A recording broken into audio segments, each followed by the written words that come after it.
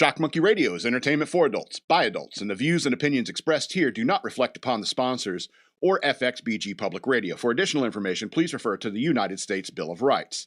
Stand warned. Tune to madness, style the rage.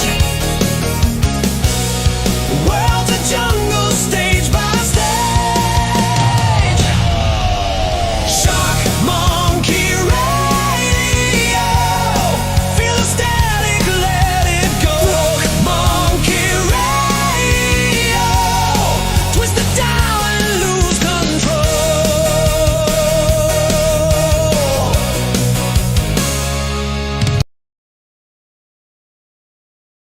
Well, I hope you had a happy Veterans Day. I'm a veteran, like technically, like on paper. I was supposed to get out of the Navy on September 11th, 2001, and I did remain in. They did a stop loss until December. Then I got out, and I ended up working for a defense contractor anyway, so I don't know why they held me up. I was still part of the business of warfare, so I guess technically I'm a veteran. You know, when I run into guys who have actually, like, served, like, taken fire, I should say, I always feel inferior. They're like, "Oh, are you a veteran?" And you know, I'm like, "Nah," you know, digging my toes in the dirt, you know, because you know, when I speak to other veterans, like the ones I know who's like, yeah, they're in Iraq and they had, you know, IED hit their a friend's Humvee and they had to pull out the friends and the horrible things they experienced, you know, in their service, and it's nothing close to what I experienced. You know, I had hot coffee every morning, even though I didn't drink coffee. You know, hot, every single meal was hot, no MREs, air conditioned spaces. It doesn't seem right to call myself a veteran. So I hope you real veterans out there have a nice Veterans Day. And I don't know, it's been kind of rough for veterans of the wars. I remember I saw this clip from, I think, the BBC or somewhere in England. This old vet saying, we're going to fight for freedom, you know. He's 100 years old. We're going to fight for freedom, and look what's happened to my country, you know. And he's got a hell of a point, you know. And look at what's happening to our country. You know, it's bad enough my friends that, you know, served in like Iraq and Afghanistan, you know, they feel like, you know, it all meant nothing. It all meant nothing, all the friends' lives and stuff like that. They feel like that because, you know, Iraq is pretty much lost. Afghanistan was lost. You know, Joe Biden pulling out of that, it was a nightmare. You know, and so those guys, they feel like, what the hell did we sacrifice for? What did we do that for? And it's very similar to the guys in Vietnam who fought in Vietnam. You know, it's like, what do we do all that for? What were all these lives lost for? You know, you didn't stop communism in Southeast Asia. And now you got World War II vets saying, hey, you know, this doesn't look like the Western world, the Western society that I was fighting for back in World War II. You know, so a lot of veterans are looking back to say, hey, you know, what is going on with our country? This isn't what the American ideal is, or even like the British ideal is. Is this a camera plugged in? Okay. So happy Veterans Day. This is Shock Monkey Radio. I'm your host, the Madman. We're going to lighten things up from now on. Okay. I got him think twice. He's like, is it plugged in? Because one of the lights went down. I thought I was like losing power or something. Anyway. Yeah, I have a Patreon. Go to patreon.com/shockmonkeyradio. Become a patron today. I'd very much appreciate that. Or you can send me money through Cash App. Use the hashtag shockmonkeyradio, all one word. Or you can follow me on social media. Or you can follow me on social media over here. Why don't you just give that to me? Hard to see. You want to hold it up closer to the camera? EK 3D printed this today. I think it's my Christmas present. Pretty cool, huh? You ruined the surprise. I ruined the surprise. Okay. Yeah. Now, let's do the show thing. You want to do the show thing? I was thinking about the Punisher. I was playing a Marvel Strike Force, and I was like, I put a Punisher on this team. I had like Doctor Strange, Moondrag, and a bunch of people. Oh, okay. You put up light behind it. It's even got color in the light. Nice. That's what I was trying to do. Nice. Looks way cooler with the light behind. Yeah. Nice. So EK's just dying for camera time. And I'm kidding. He doesn't like cameras. That's why he likes doing sound. He doesn't like being on camera. It's like, you're better looking than me, dude. Why should you be camera shy? You like being behind the scenes. All right. That's where you find all the fun. For you. It bores the shit out of me, but hey. Teach their own, I say. Yeah, but I was playing Marvel Strike Force. I was thinking about Punisher, and I put him on this team. Had like Doctor Strange, Moondragon, The Thing, Invisible Woman, and I was wondering, like, if ever you like team up, like a real superhero teams up with Punisher, do you think like Captain America and like walks over to Thor and is like, "Hey, look, Punisher's here. You believe Punisher's here?" And Thor's like, "Verily, he is here. What doth his superpower be?" Do you have to talk like that all the time, Thor? Yes, I do. It's like, oh, okay, well, apparently his superpower is guns. Guns, the things that shoot the things that bounce off of me and your shield. And like, yeah, those things. It's like, oh, really? that's all he does. No super soldier serum or anything. No, nothing like that. But Jigsaw's punching above his weight now, and he needs our help. So we're partnering up with Punisher. And as I was thinking this, I was like, this comic panel is probably what influenced that whole thought process, because I remember reading this image I took from a site called seanbaby.com, SEANBABY.com, and it's been around a while. I was reading this like late 90s, early 2000s, and he just took a bunch of stills from Super Friends and like wrote comics with the stills, and I'm just like, this is pretty cool. I can read this. Social media wasn't really around yet, so I liked it. So I took this still from Sean Baby. It's a little cartoon he made. It was like, "Great Neptune." Aquaman says, "Ice monsters." And the ice monsters show up. And so Superman says, "Some heat vision will defrost these frozen." Imagine Superman talking like that. And he just starts melting all the ice monsters. And Batman's like, "I'll get the hook. And Robin, you go over there. I'll throw this over here. It's like 47, 48, 49, 50. Superman's just mowing them down, right? "Throw it over there. Robin, pull this." It's like, aha. And then he comes, "Why don't you hang around for a while?" And Superman's like just being a jerk and says, "Why don't you? We went out to get food. There's still one more over there. I didn't melt. You need another 20 minutes to finish them off?" P word. And Robin laughs. If you like this kind of humor, I highly recommend SeanBaby.com. And it's like it's full of stuff like this. And I just wonder, is like you see those with the Justice League Watchtower, right? For example, it's obviously financed by Bruce Wayne, and it's the only reason. You got to imagine, like, they have, like, Superman, Wonder Woman, Green Lantern, they have these conversations. Like, we're going to kick Batman out? And I don't know. He's paying for everything. And then you see those panels where Superman says, "Don't worry, sir. The damage to the city will be paid for by the Justice League." And Batman's like, "What? We're going to pay for this?" So it's always funny when you think about that dynamic of like a normal person in a world of superheroes. And immediately what comes to mind is in The Greatest American Hero. If you ever seen that series, you had Bill Maxwell and what's his name? Ralph Hinckley, not the guy who shot Reagan.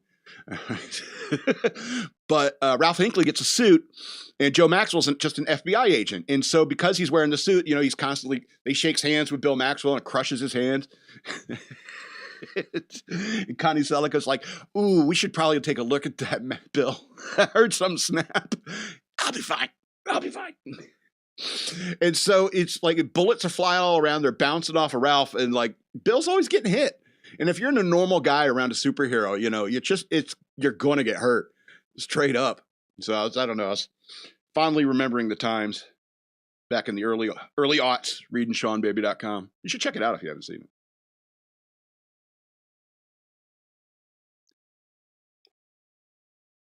And I got a haircut, as you can see. Some women in my life, like, "Oh, I hate when you cut it that short. I hate it. Hate when you cut it that short. You have such lovely hair." And I was like, "Yeah, I guess I do. I'm 48 and I'm not losing anything," which is knock on woods over there, so I'll do it later. And but they're like, "It's so beautiful and thick." It's like, yeah, it also means I'm hot all the time. Additionally, we're going to go into a how to man up segment here right now. Now, when I joined the Navy, you get a high and tight. You get a haircut. All right. Now, here's something I learned in the Navy is that everything that we do has a purpose. And the purpose of having short hair like that is, can you guess? Let me put it this way. Women join the Navy, and they don't get a haircut like this. Generally, they don't. Some do. But if you ever seen two women fight, what's the first thing the women grab? The hair. So the idea of a high and tight for military personnel is so that if you get into a hand-to-hand, fracas, some fisticuffs, you can, you don't have anything that somebody, a big handle on the top of your head that somebody can grab and throw your, move your head and move you wherever you're going. So that's the whole idea of the high and tight. It's even like the facial hair rule. Like I'm out of regs right now, but in facial hair, you can't be beyond here. The mustache can't be beyond the edge, the corners of your mouth. Can't have any beard. And the purpose of that is so that if you need to put on a breathing apparatus, it'll create a seal and you won't die from like smoke inhalation. And I don't know if you know this about the Navy, but if there's a fire on a ship, we can't call the fire department, so we have to do it. So that means we got to put on the stuff, and everything's made out of metal, so everything gets really hot really quickly. And so you have one fire team with a hose, and they're going to fight the fire, and another team right behind them hosing down the team that's fighting the fire so they don't die from heat. And everything we do has a purpose. It's even like gear adrift. In the Navy, you can't like leave stuff laying around on your rack. It's like all your shaving gear. You go in the bathroom. You go in there and you shave and everything. You got your shave kit. You come back to your rack and you leave it on the center of your rack, and you don't put it away. You don't stow it zipped up and locked tight. You don't stow it. All right. Then you go up and you're working and stuff like that. Your ship takes a hit, and all of a sudden that compartment you're berthing gets flooded. All right. And now every jackass in the 300-person berthing that you're in, they seal up the deck, and then later they got to pump out all the water. And so every jackass that left their shaving kit sitting around on the racks, and this compartment got flooded, and you got like shampoo bottles and shaving cream cans like floating around inside the compartment, and they're trying to pump out the water, and the pump keeps getting jammed because stuff keeps getting pulled up into the hose, and like, it's got jammed again. another Barbasol can. Everything they do is for a reason, And when it comes to the high and tight, is that, hey, you're in the military, you may have to fight. And generally in the Navy, you fight each other. So, or Marines or Army, it depends. Depends on where you're serving, what joint task force you're a part of. And so, and I was also thinking about how I got a wedding to attend next month, and I'm thinking very seriously about getting a breakaway tie, because it's been a long time since I wore a tie. The Navy, in fact, which I always thought was stupid. We get the high and tight, but you have to wear a tie with the working whites and working blues. Anyway, seems kind of silly. Even the dress uniforms has a tie around it. We'll talk about that a little later. And so I just thought it was silly. So I want a breakaway tie, because a tie is just as effective as a big clump of hair to grab a hold of. Oh, but madman, can't they snatch the mustache off your face? It's like, you could try. I'll use my hamster style. You can't defeat my hamster style. Dad, I don't think I'm going to do my hamster style anymore. That's good, son. Woo, that's a deep cut right there. So, and the reason for all this, the breakaway tie, the short hair, is all because, men may have to fight. You don't want to, but, if someone insults your honor, they say hamster style is not as powerful as mongoose style or something like that. You got to challenge them. That's just a way of the warrior, And if you're a man, you need to be a warrior in one way or another. Now, I may have been in the Navy, but I'm a warrior. Warrior for God. Warrior for my friends, And considering I'm probably the most fit person in my family, but, in fairness, my parents are getting old. I got to be able to protect them. If I'm out in public and somebody starts, like, for example, if my mother goes shopping and some person who's lost their SNAP benefits, just robs her cart, I want to be able to kick the crap out of them, just on general principle. And so that's the idea, is like, I want to protect my family. I want to protect my friends. I want to protect my country. And I want to protect my faith, and do it all with the blessings of God, I suppose. All right. How to man up. Get a short haircut, for God's sakes. These guys with this long hair, I'll never get that. Anyway. I was thinking about Fleet Week since Veterans Day. I think a lot about my time in the Navy. I was thinking about Fleet Week in New York. Man, that was a good time. I really had a lot of fun. But we moored out in the harbor. It's like in between, like is it Brooklyn? Yeah, Brooklyn and the Statue of Liberty and Manhattan to the north of us. It was a great spot, but we had to take small boats into Battery Park, and we took the small boats in, and cops were everywhere, especially in Battery Park where they knew we were all arriving. Because, the cops got to watch us as well as the rest of the people of New York. So, yeah. And so we're walking in, it's me and my friends and stuff like that. And this cop came up. He was a sergeant. And he came up and said, hey, guys, you guys planning on staying in the Navy for 20 years and so forth? And it's like, no, like a bunch of us were like, no, we're getting out as soon as possible. It was like, okay. So he started handing out these business cards for the NYPD. And I took one. I was like, oh, okay. Because I was one of those short timers that was very vocal about it. And he gave me one. Well, if you're interested, after you get out of the Navy, you can come and be a part of the NYPD, You got really good salaries, really good benefits. And they do have really good benefits. But he's like, yeah, just look us up, give us a call. And it had like recruiting office number and stuff like that. And it's like, oh, okay. And NYPD needs to, recruit where they can. And so ex-military is always good. It's almost always a shoo-in because the training's similar and so forth. But then again, I was in the Navy. I mean, if Navy personnel have anything in common with, they would be firefighters. They'd have more in common with firefighters than police. Anyway, unless in the Navy you were like shore patrol or master at arms or something like that. Anyway. So the cop handed me the card. I took about 2 steps looking at the card, and I looked up at the buildings. And I did a quick math. How many people are in that one building right now? Nope. And even though I thought New York back in, 2000, the year 2000, this was, I even thought New York was beautiful. I also thought it was kind of going to hell. There were still some dirty parts. I mean, Times Square was still nice back in 2000, but yeah, I was like, I could not. There's just too many damn people in the city. I understand that the police force in New York is like a small army, but that being said, it seemed insurmountable. It's just way too many people. You feel outnumbered. And number one, I hate cities. I hate them. And this picture's starting to bother me. The second-class petty officer in me wants to go and like straighten a bunch of these people's neckties. Is that, I don't know. I mean, I've been out of the Navy for more than 20 years. You'd think I wouldn't give a shit anymore. I'm like, dude, like, I don't know. I mean, this guy here is like, what is going on? I don't even know if that's a square knot, dude. And then there's this guy here. That guy is like, dude, that thing's way too high. I don't know. I think that's also why I got out of the Navy is because I started getting power trippy as a second class. Yeah, look at this guy right above. That guy.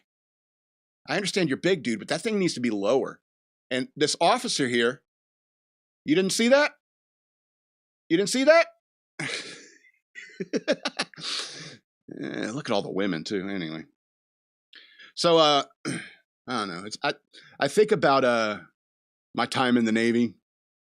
And the further I am away from it, the fonder I think of it. Here's the problem that why are they standing like this?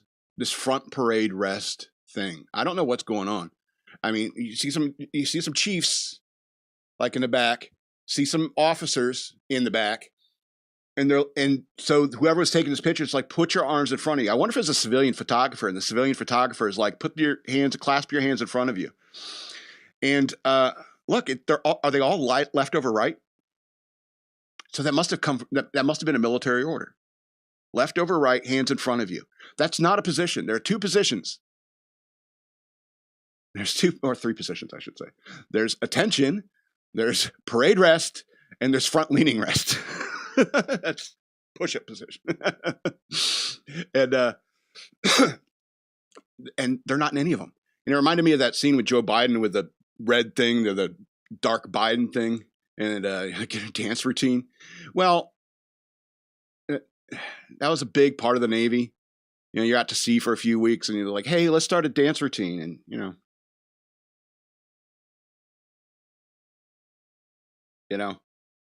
people joke about the Navy and Marine Corps and stuff like that. But, we're all war fighters. We're all just different types of war fighters. Anyway, let's do a movie review. 22 after. Holy cow, I've been talking. So I want to review the 2014 Brightburn movie. I'm going to say this right off the bat, EK. This is not EK approved. Not an EK friendly movie. I'm not going to talk about the plot a whole lot. I will touch on some general themes. Now, first of all, I wish DC Comics had signed off on this and it was an Elseworlds story starring Clark Kent / Superman. Because that's what this story is. It's like, if elevator pitch, and it's like, I got one floor, elevator pitch, go. Evil Superman, but he's a kid. Okay, come on in the office. We could talk about this. And so that's basically the story. It's these, incidentally, Kansas Democrats. A strange thing crashes in their field. They find a young baby inside, and they decide to raise it. Oh, it's a miracle. We've been trying to get pregnant. And it's like, it's a miracle. So we're going to raise this alien baby. And, he starts getting to be 10, 11 years old. And just like any boy, starts getting a little rebellious. There's some other alien aspects and stuff like that happen, but I don't want to get into all that. And so it kind of like makes you rethink the whole struggle of Ma and Pa Kent. Okay. Because when somebody with that kind of power, like Superman-like power, is a 10-year-old, and they turn to you and say no, it's like, that's enough. You need to get out. And he's like, no. What are you gonna do? Make me?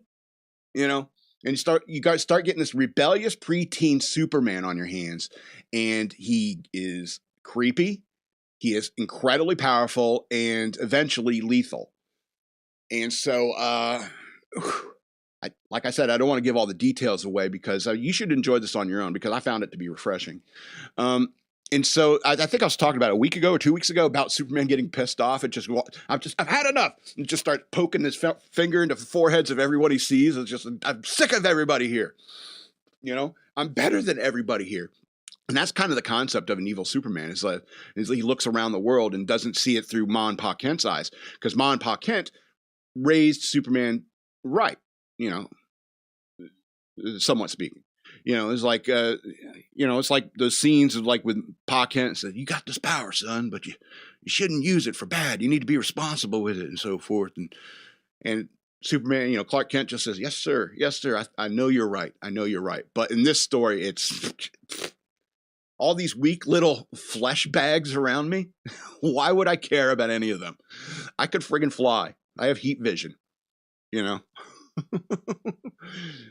Nothing can stop me on this planet, so why would I care about any? And so that's kind of what makes this a horror movie. So if I had to give it a star rating, but I always do, I have to. It's 10 of 13 stars. I found it to be quite refreshing, but I wish DC had signed off on it. But I mean, it is incredibly violent. But I wish DC.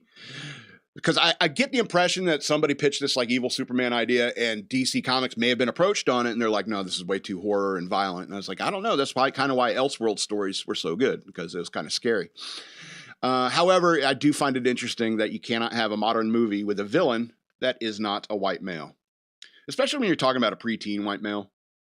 Because then you got this whole, what's that, that Twilight Zone episode where the kid wishes him in the cornfield.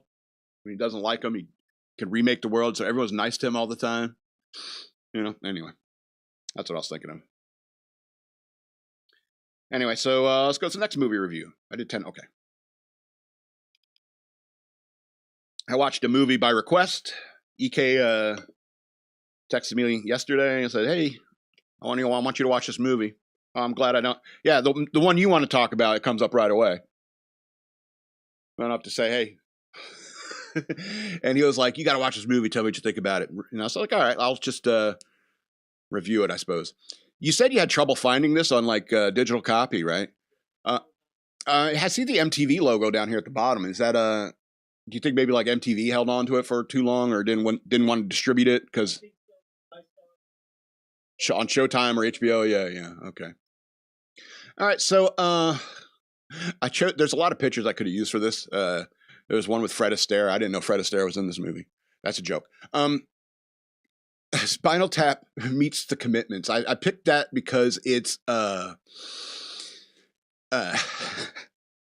it is the worst way to describe this movie.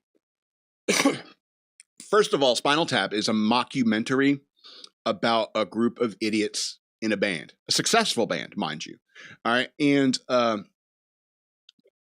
the humor is so like accessible to everyone that it's not even. It doesn't even really matter that they're a band so much. Yeah, the songs are funny, but it doesn't really matter that they're in a band because the humor is so accessible. However, in Bandwagon, the humor is less accessible because you kind of have to know that world. You kind of have to know music. It's like that joke you said earlier. Is like, yeah, Purple Rain was personal, but that went multi-platinum, man. You know, it's like it's subtle. It's subtle musician humor and so forth. And so in many ways, Spinal Tap is just too in your face when it comes to the humor. Now, with the Commitments, that's kind of a band that's being formed intentionally. And they're having like open tryouts, and they're trying to get the best of the best within their small Scottish town to become a soul group. Are they Scottish or Irish? They're in Ireland, right? In the Commitments. Yeah, Ireland. It's Rhode, Sally Rhode. And so I think it's very serious and I don't know, a little dark. It's sad. The whole tone of the Commitments is a little dark and sad. But I feel like neither of those movies compares to Bandwagon, because Bandwagon is a completely different movie because it's a story of like where so many people who have been in bands have been. And this came out in 1996, and I find it interesting that EK recommended this because in 96, that's when both he and I were both in bands and stuff like that. And a lot of the America in the mid 90s is all over this this movie. And I remember even seeing the scene with that Krispy Kreme, you know, and you're like, man, it's been forever since I've seen a Krispy Kreme look like that, you know, and it made me really feel like I was back in that time with the band. And so you get kind of a little summary here about these these characters. As Charlie, I want these songs to be heard. You want these songs to be heard, don't you? Tony, I don't know. They're kind of personal. Personal. Purple Rain was personal, man. That went quadruple platinum. That's the phrase. Sorry for spitting. But I wish they had instead of that, they had a quote from every single one of the characters. Because I mean, not Charlie, Tony, Gwen. What was the other guy? Eric, that's right. That's why I couldn't remember. And so and EK and I were talking about this. Is like when you play a band in America in the mid 90s, you have these little archetypes. You know, these a pie in the sky guy, a guy who's just like I love the music for the FU element to it. A guy who's like who's this Ann girl you keep writing all these songs about? It's like, oh, I'm in it for the chicks. I'm here to get laid. You know.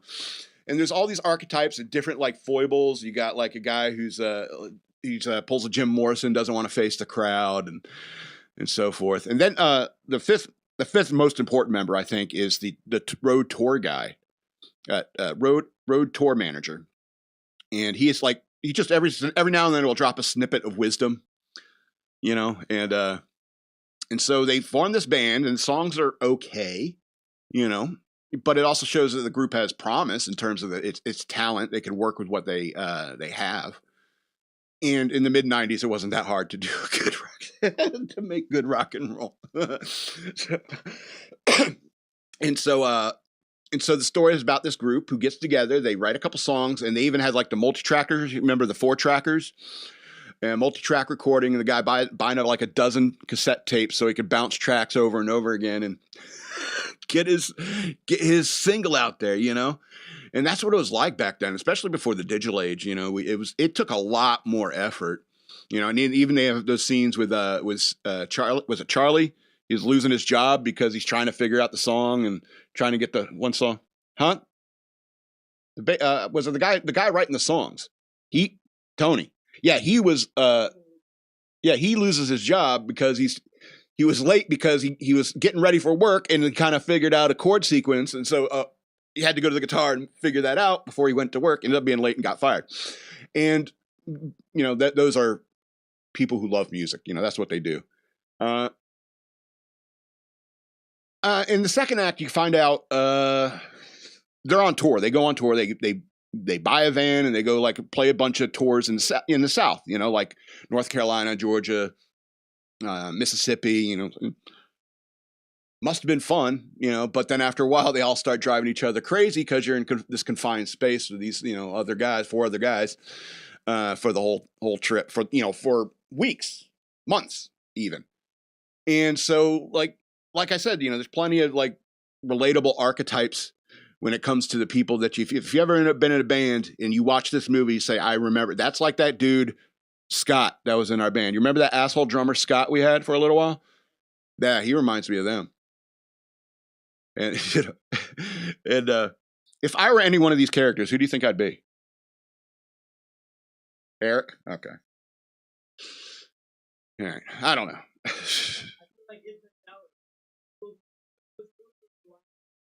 All right. Yeah, that's what I mean. Is like, even if you can't find the archetype, you can find elements of yourself in even one of these characters.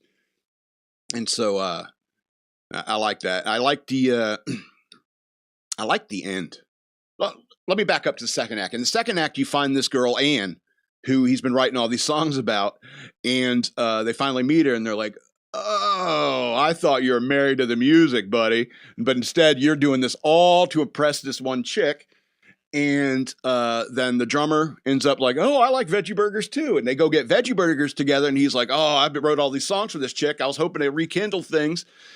But no, the drummer came in and stole my girl, and then the troublemaker one, the guy with the gambling problem and selling drugs guy, he has a gun on him. The gun goes off, it blows through the guitarist's beer. It freaks him out and he passes out. And those two guys are arguing over Anne still.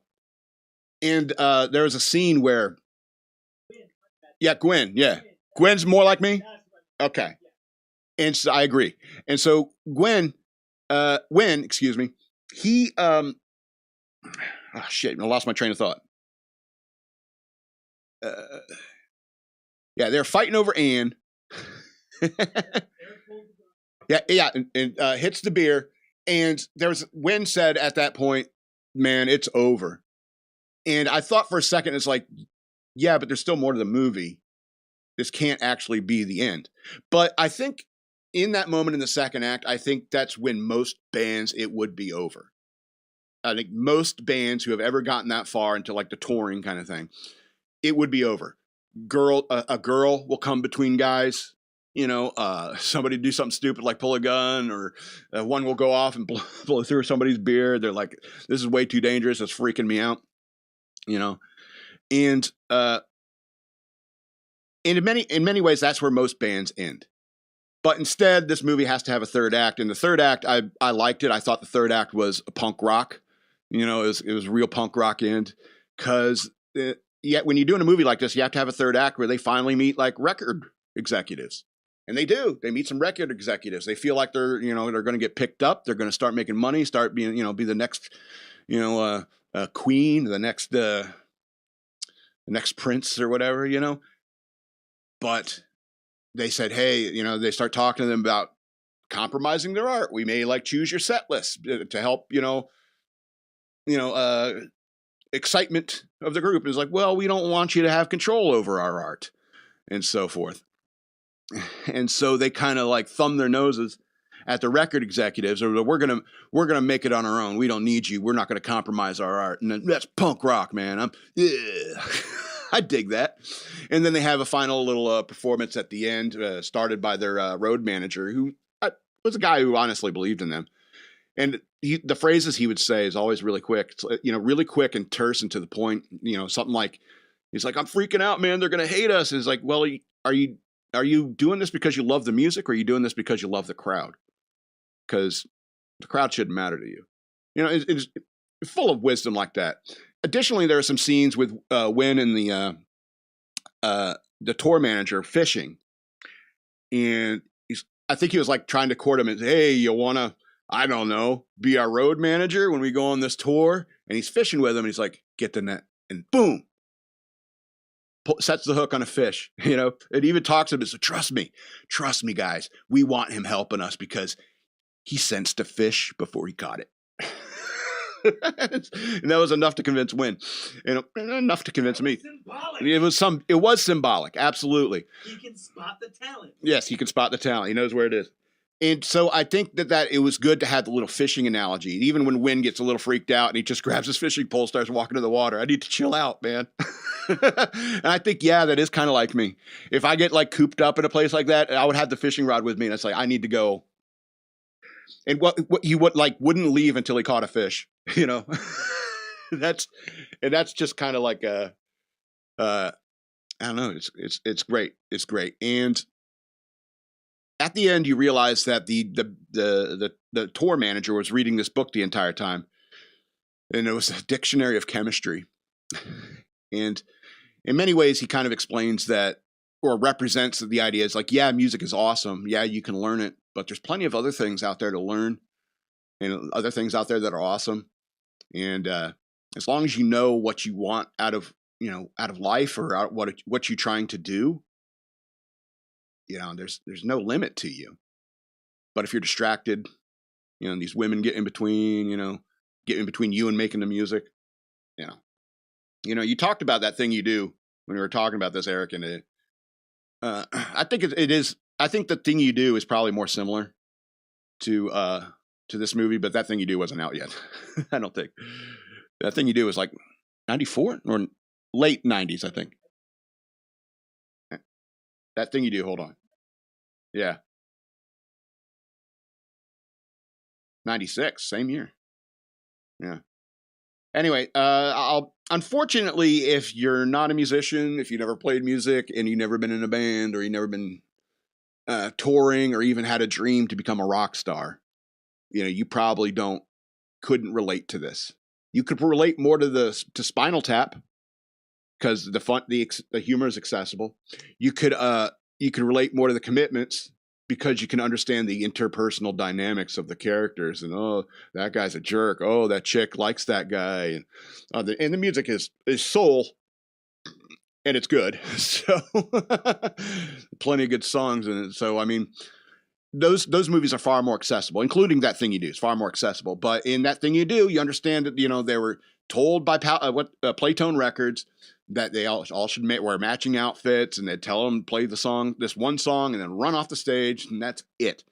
You know, they tell them, oh, you got to do the movie A Weekend at Party Pier. You should have told us about this Rick and Anita movie. And so their art was compromised, but they were successful. But at the end of Bandwagon, they didn't compromise their art. You don't know if they become successful, but you still get that's kind of punk rock feeling at the end. So 7 of 13 stars. You kind of have to know that world, but for somebody who's in the band in the mid to late 90s, America through the eyes of that van, it looked pleasantly familiar. All right, let's get to the news worth knowing. We have 20 minutes left. Yeah, we're gonna have to speed through because there's one I'm gonna have to spend a longer time. So DOJ launches investigation to UC Berkeley unrest outside Turning Point USA event. So I don't know if you heard about this. So Department of Justice launched an investigation into unrest that unfolded outside a TPUSA event at University of California, Berkeley on Monday.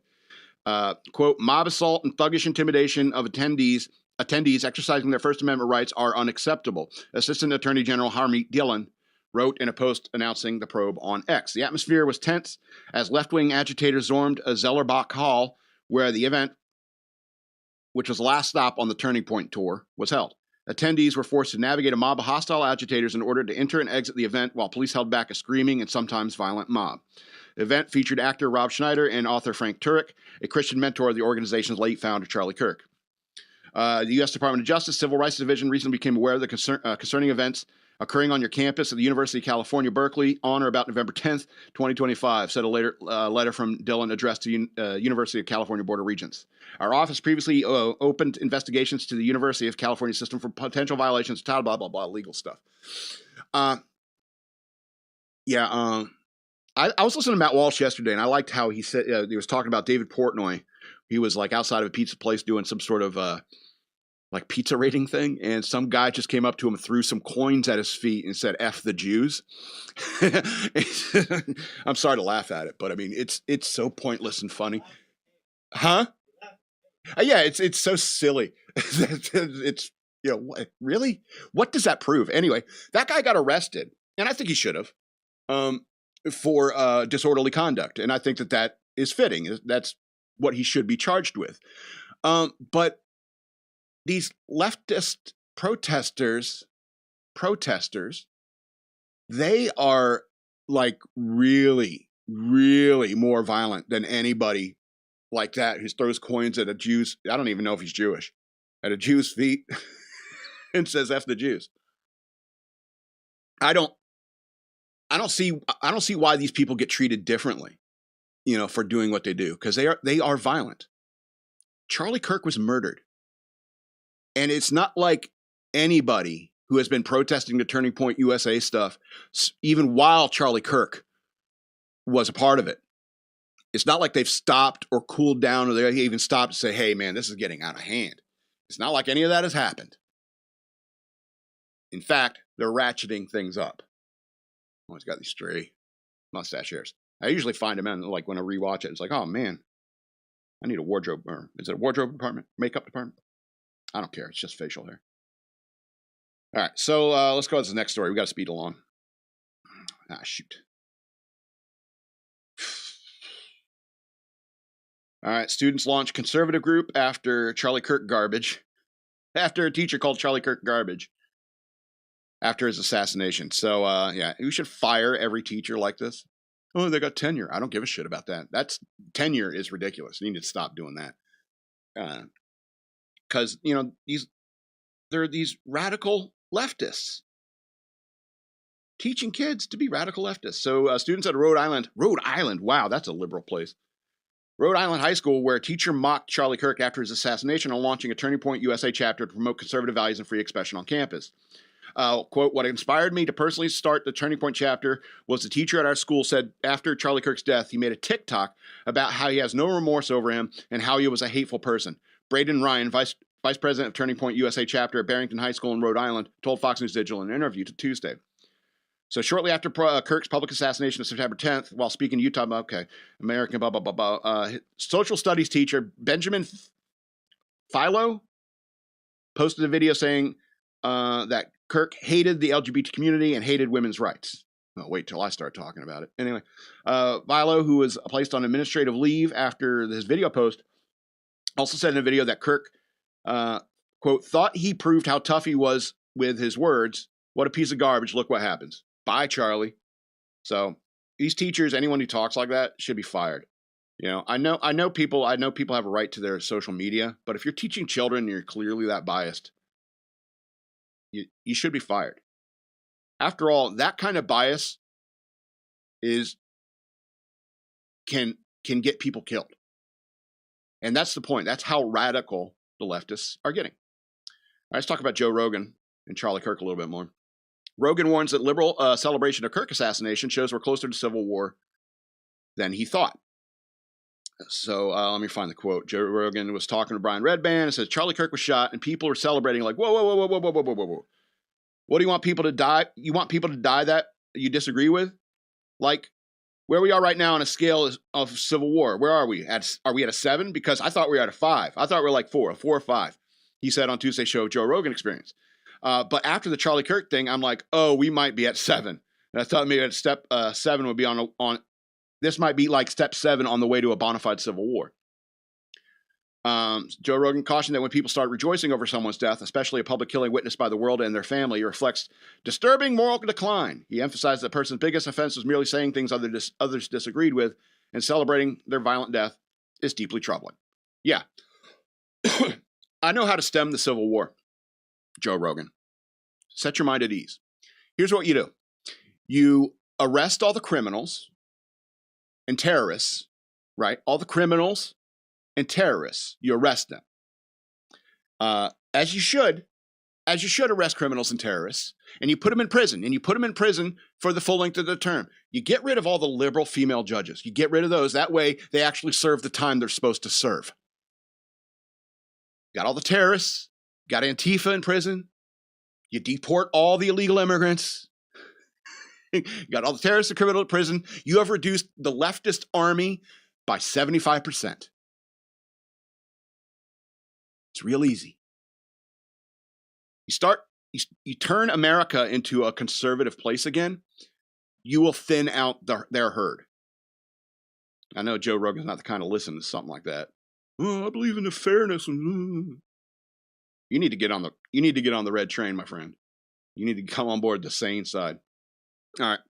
Let's do the thing that's going to take a while for me to talk about. Let's do number 11 with Queen Jasmine Crockett. You pull up that picture.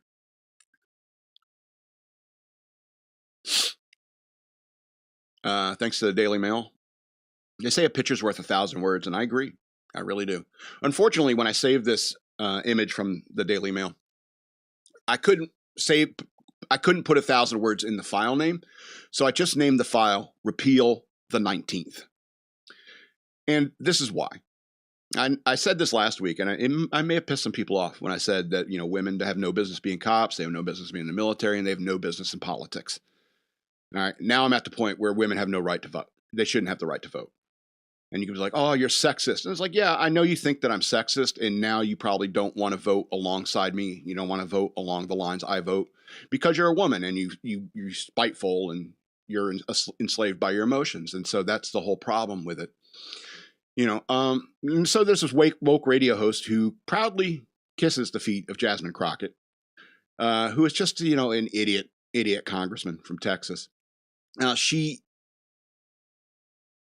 is not worth the whole, messianic, is that the word? Messiah treatment that white women do to black people, especially black women, is really kind of insane.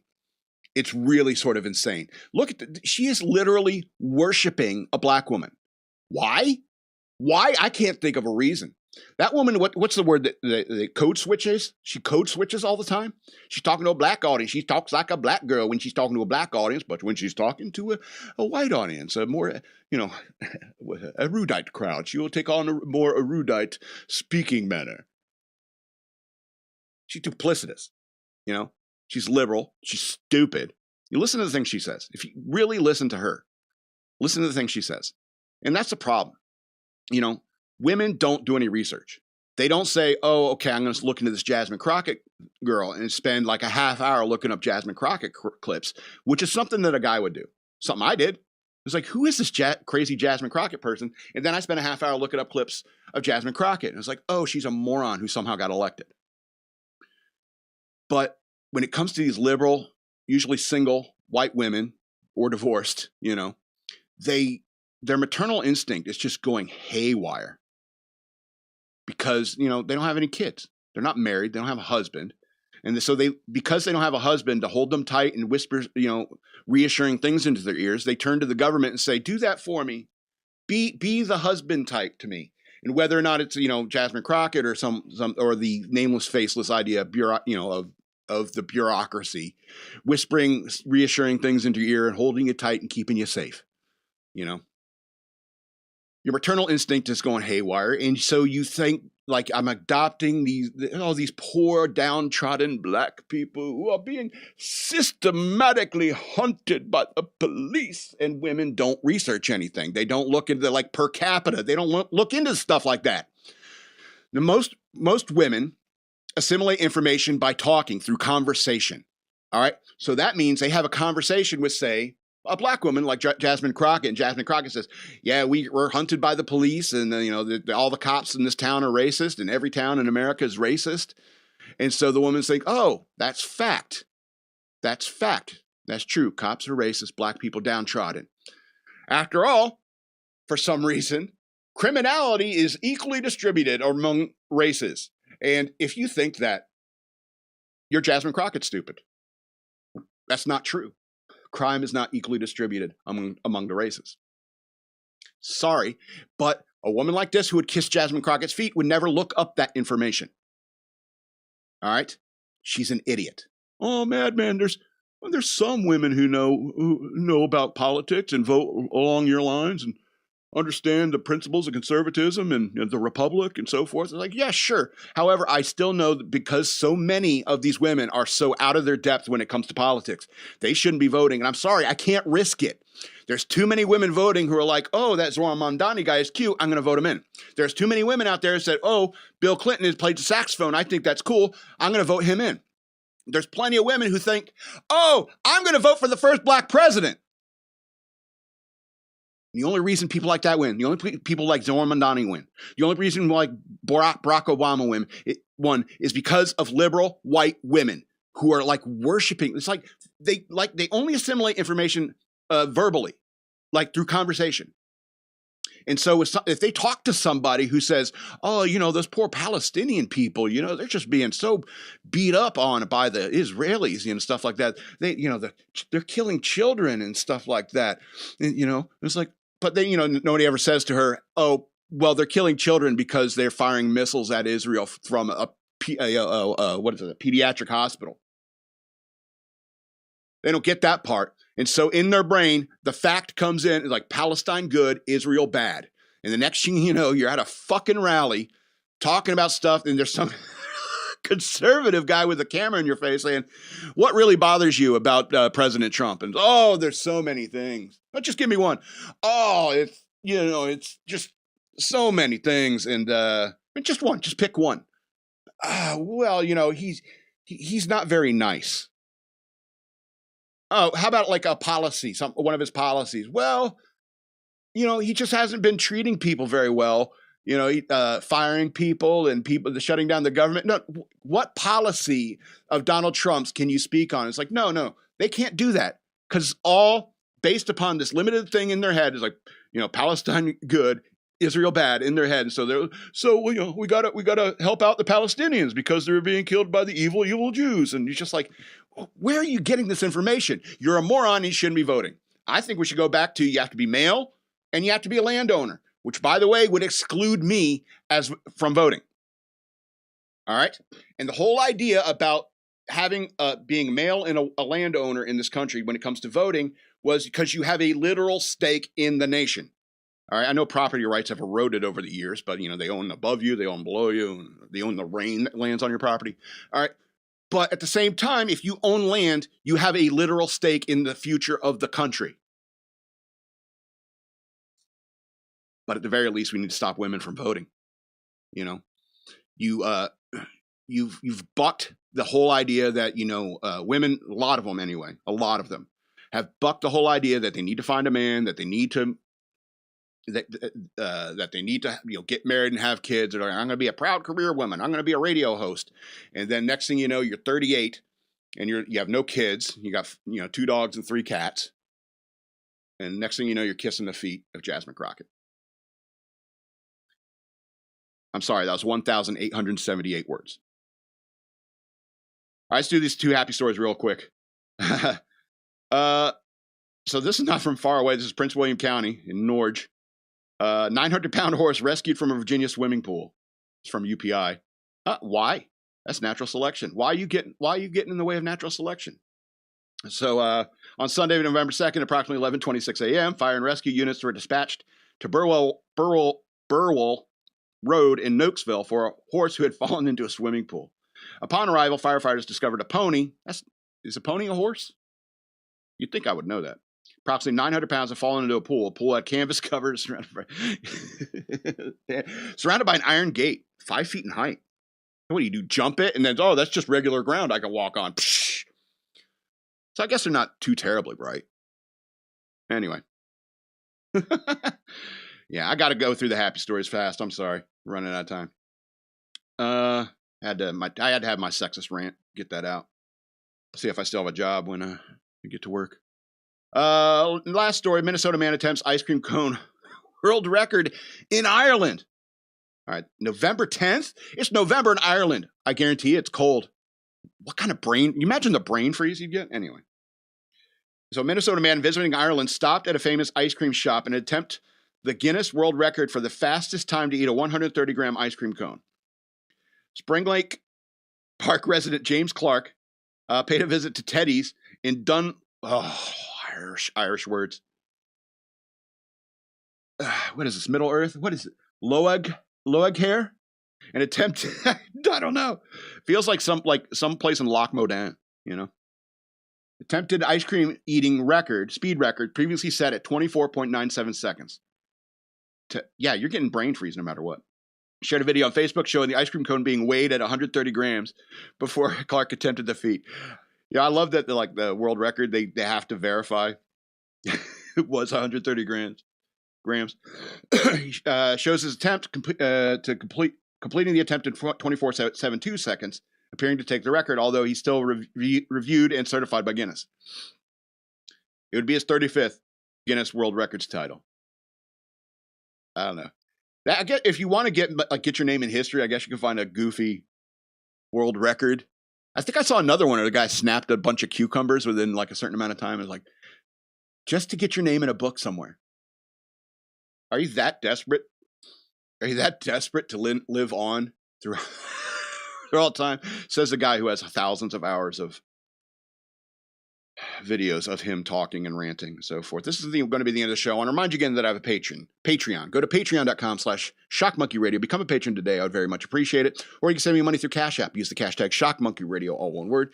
You can follow me on social media at DNALATSAW. That's the word wasteland spelled backwards on Twitter.